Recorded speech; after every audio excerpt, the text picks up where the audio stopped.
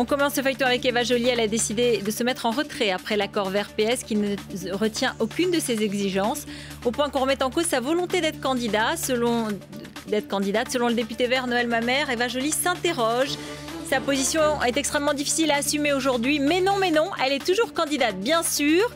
Contrairement à ce que dit Noël Mamère, c'est ce qu'a répondu immédiatement Yannick Jadot, son porte-parole sur le réseau social Twitter. Et illustration justement du malentendu PS écolo ce matin sur la même radio, monologue parallèle à 30 minutes d'intervalle. On ne peut pas à la fois dire qu'on est pour Flamanville et dire qu'on abandonne le MOX. Il y a un texte qui est vu avec la première secrétaire du Parti Socialiste. Ça n'est pas possible. Un passage très précis. Il n'y est plus dans le texte, dans l'accord des socialistes. Mais non, je ne crois pas. Cette ambiguïté a été levée. Est-ce que vous comprends pas? Il y a clarté et cohérence. Monsieur Toussaint, je n'ai pas envie de m'empêtrer là-dedans. Voilà, et on finit avec cette image d'Hillary Clinton en pleine conversation avec un élu hongkongais à Hawaï. Elle aperçoit un homme en pagne qui passe juste derrière elle. Et voilà sa réaction.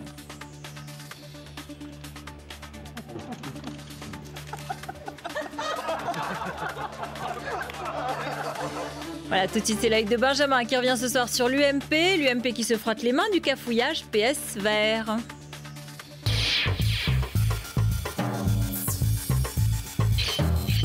J'avais dit au terme des primaires socialistes qu'il avait mangé son pain blanc. Je crois que je ne me suis pas beaucoup trompé. Oui, et si François Hollande a mangé son pain blanc, l'UMP, elle, boit du petit lait. C'est quand même une affaire de pied nickelé. Les divergences entre écologistes et socialistes viennent à point nommé pour la majorité qui n'aurait pu espérer mieux pour torpiller la campagne de François Hollande. Avec 2 20h en simultané, et selon que l'on était à TF1 ou à France 2, on avait 2 versions différentes du programme de gauche sur le développement durable.